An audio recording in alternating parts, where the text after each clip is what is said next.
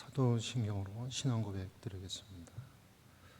전능하사 천지를 만드신 하나님 아버지를 내가 믿사오며 그 외아들 우리 주 예수 그리스도를 믿사오니 이는 성령으로 잉태하사 동정녀 마리아에게 나시고 본디오 빌라도에게 고난을 받으사 십자가에 못 박혀 죽으시고 장사한 지 사흘 만에 죽은 자 가운데서 다시 일어나시며 하늘에 오르사 전능하신 하나님 우편에 앉아 계시다가 저리로서 산자와 죽은 자를 심판하러 오시리라. 성령을 믿사오며 거룩한 공회와 성도가 서로 교통하는 것과 죄를 사하여 주시는 것과 몸이 다시 사는 것과 영원히 사는 것을 믿사옵나이다. 아멘. 찬송가 327장입니다.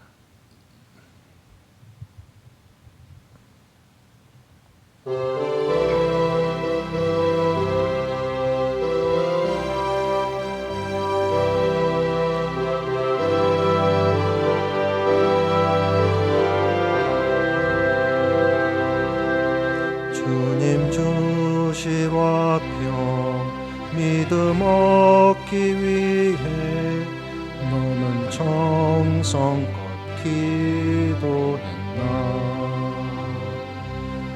주의 제단 앞에 모두 바치기 전 복을 받을 줄 생각하라.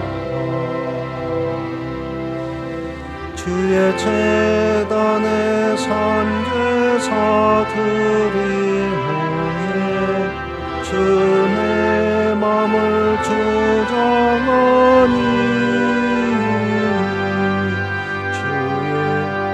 주의 뜻을 따라 그와 동행하면 영생 복락을 누리네. 주의 밝은 빛에 항상 활동하며 선한 사업 힘쓰겠나. 자유 얻으려면 주의 뜻을 따라 너의 모든 것 희생하라. 주의 제단에 산제사 드리오에 주 내 맘을 주장하니 주의 뜻을 따라 그와 동행하면 영생 복락을 누리네. 주의 제단 앞에 모두 바친 후에 주와 온전히 사귀겠네. 주님 주신 기쁨 또한 그의 사랑 어찌 말로 다 형용하랴. 주의 제단에 산제사 드리오에 주 내 맘을 주장하니 주의 뜻을 따라 그와 동행하면 영생 복락을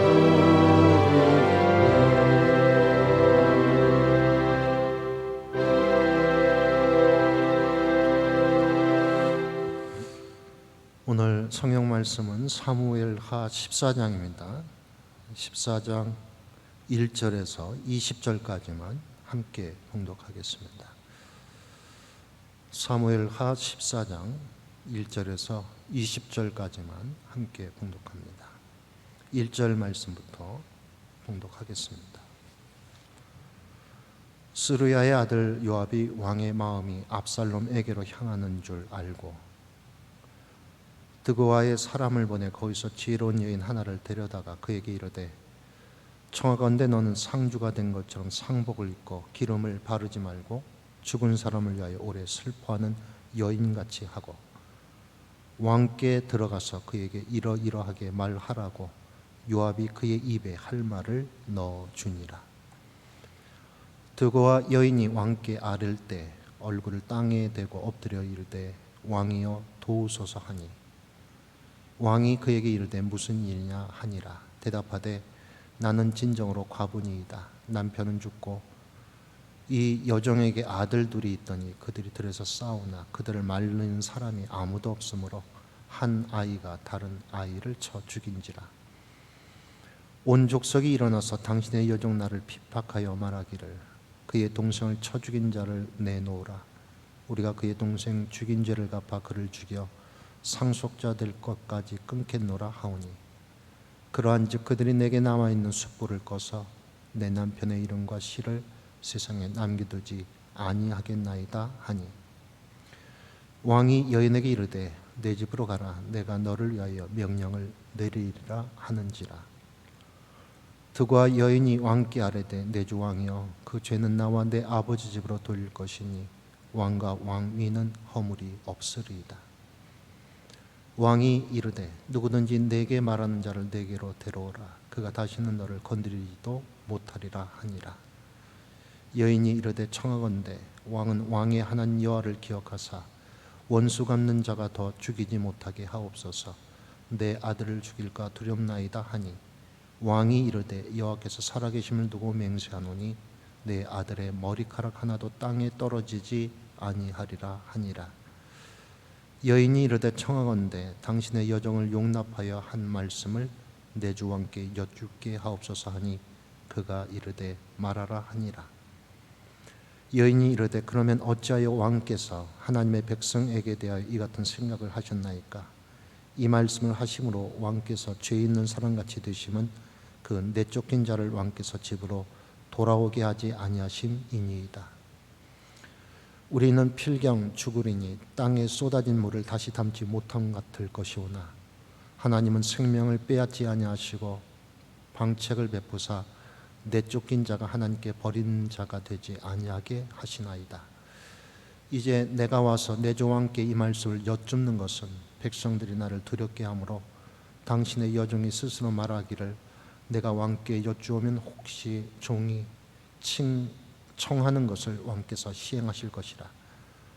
왕께서 들으시고 나와 내 아들을 함께 하나님의 기업에서 끊을 자의 손으로부터 주의 종을 구원하시리라 함이니이다. 당신의 여종이 또 스스로 말하기를 내 주 왕의 말씀이 나의 위로가 되기를 원한다 하였사오니 이는 내 주 왕께서 하나님의 사자같이 선과 악을 분간하심이니이다. 원하건대 왕의 하나님 여호와께서 왕과 같이 계시옵소서. 왕이 그 여인에게 대답하여 이르되 바라노니 내가 내게 묻는 것을 내게 숨기지 말라. 여인이 이르되 내 주 왕은 말씀하옵소서. 왕이 이르되 이 모든 일에 요압이 너와 함께 하였느냐 하니 여인이 대답하여 이르되 내 주 왕의 살아계심을 두고 맹세하옵나니 내 주 왕의 말씀을 좌로나 우로나 옮길 자가 없으리이다. 왕의 종 요압이 내게 명령하였고 그가 이 모든 말을 왕의 여종의 입에 넣어 주었사오니 이는 왕의 종 요압이 이 일의 형편을 바꾸려 하여 이렇게 함이니이다. 내 주 왕의 지혜는 하나님의 사자의 지혜와 같아서 땅에 있는 일을 다 아시나이다 하니라. 아멘.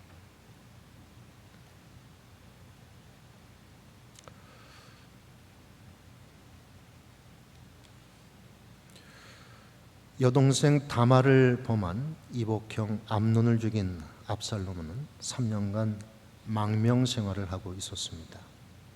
다윗이 아들 압살롬을 마음으로 그리워하며 염려하고 있다는 이 사실을 눈치챈 군대장관 요압이 압살롬을 돌아오게 하기 위해 지혜로운 여인 한 사람을 찾아왔습니다.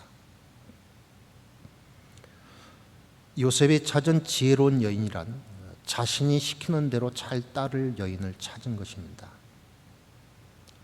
드고와 여인을 등장시킨 요압, 그 여인이 행할 바를 알려주었습니다. 요압이 왜 드고와 여인으로 이런 행동을 하게 하였습니까? 요압은 다윗에 이어서 압살롬이 이스라엘의 차기 왕이 될 것을 확신했습니다.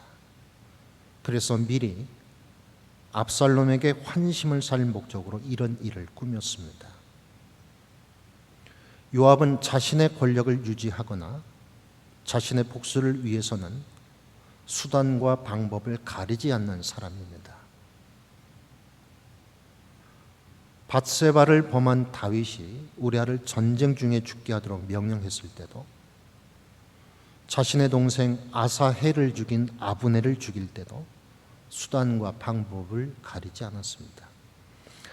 이번에도 압살롬에게 환심을 사기 위해 인간적인 계책을 꾸몄지만 결국은 15장에 나타난 대로 압살롬의 반란이라는 엄청난 비극을 초래합니다. 요압이 자기의 목적을 달성하기 위해 거짓말을 하도록 여인에게 지시한 내용을 살펴보겠습니다. 드고와 여인에게 아들 둘이 있었습니다. 형제끼리 들에서 싸우다가 형이 동생을 쳐 죽였습니다. 아들들이 싸워서 한 아들이 죽었는데 남은 한 아들마저 마을 사람들이 들고 일어나 죽이려 한다며 여인은 왕에게 한 아들의 생명을 보호해 달라는 요청을 합니다. 그러자 왕은 즉각적으로 여인의 아들의 머리카락 하나도 땅에 떨어지지 않게 할 것이라고 약속을 합니다. 다윗은 한 아들의 목숨을 구해달라는 여인의 말만 듣고 섣부른 약속을 하고 말았습니다. 여인의 상황이 안타깝기는 하지만 인간적인 감정에 끌려 하나님의 공의는 무시하고 자비만 드러낸 약속을 하고 만 것입니다. 재판장이 공정한 판결을 내리기 위해서는 여인과 또 여인의 이야기 속에 등장하는 군중들의 이야기도 들어야 했습니다. 자신의 목적대로 왕이 살인자를 보호할 것을 약속하자 요압은 자신의 본심을 여인을 통해 드러냈습니다. 오늘 본문 13절 말씀입니다. 여인이 이르되 그러면 어찌하여 왕께서 하나님의 백성에게 대하여 이 같은 생각을 하셨나이까? 이 말씀을 하심으로 왕께서 죄 있는 사람같이 되심은 그 내쫓긴 자를 왕께서 집으로 돌아오게 하지 아니하심이니이다.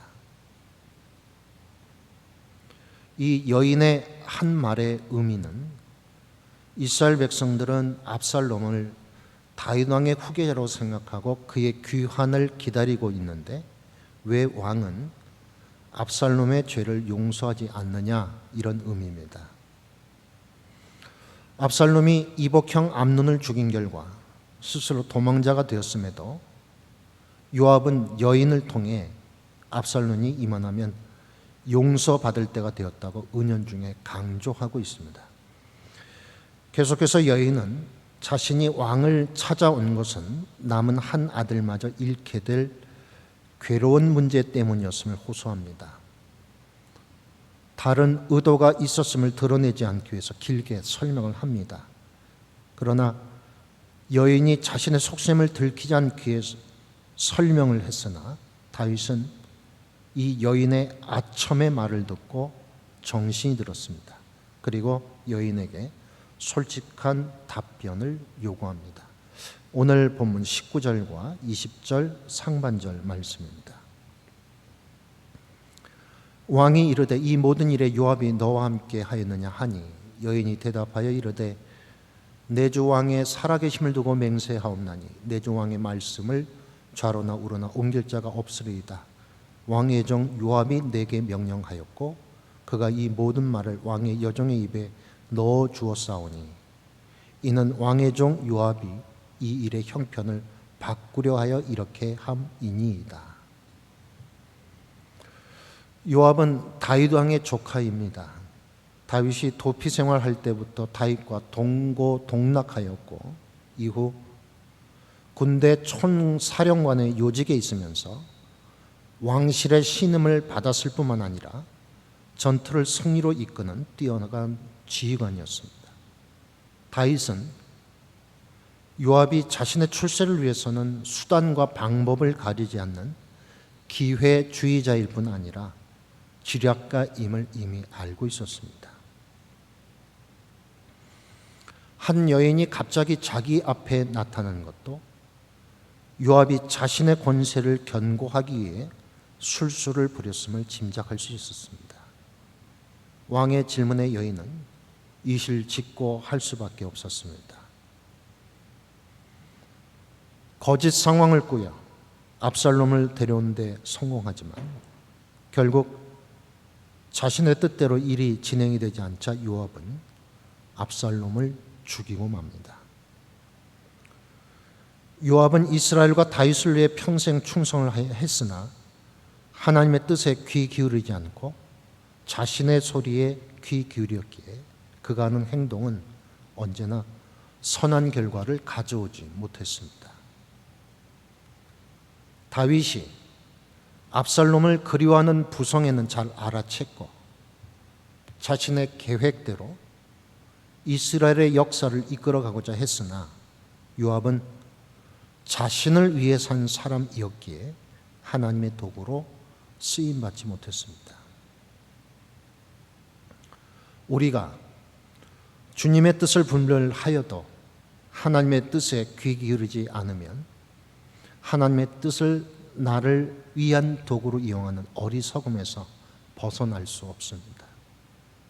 세례 요한은 혼돈스러운 상황을 자신의 판단으로 결론짓지 않고 예수님께 사람을 보내 질문을 하였습니다. 그는 질문을 통해 예수님이 그리스도이심을 확인하게 되는 은총을 입었습니다. 오늘 하루 우리의 삶 속에서 주님께 많은 질문을 드려야 하겠습니다. 그리고 드린 질문에 대답해 주시는 주님의 음성을 들으셔야겠습니다. 그럴 때만이 자기 신념과 자기 확신에 빠지지 않고 영원하신 하나님과 동행하는 복된 시간을 살아가게 될 것입니다. 기도하겠습니다. 자비로우신 하나님, 요압은 아버지로서의 다윗의 부성에는 잘 헤아렸으나 하나님께서 자신을 향하신 계획이 어떠한지는 늘 염두에 두지 않았습니다. 이 세상에서 출세하기 위해 제 아무리 지략을 펼쳐도 우리의 호흡이 멎는 순간 우리가 주님 앞에 서야 하는 존재임을 잊지 않게 하옵소서. 오늘도 우리 각 사람을 향하신 하나님의 뜻이 무엇인지 묻게 하시고 말씀하시는 주님의 음성에 귀 기울이는 하루를 살게 하옵소서. 예수님의 이름으로 기도드립니다. 아멘. 하늘에 계신 우리 아버지여, 이름이 거룩히 여김을 받으시오며 나라가 임하시오며 뜻이 하늘에서 이룬 것 같이 땅에서도 이루어지이다. 오늘날 우리에게 일용할 양식을 주시옵고 우리가 우리에게 죄진 자를 사하여 준 것 같이 우리의 죄를 사하여 주시옵고 우리를 시험에 들게 하지 마시옵고 다만 악에서 구하시옵소서. 나라와 권세와 영광이 아버지께 영원히 있사옵나이다. 아멘.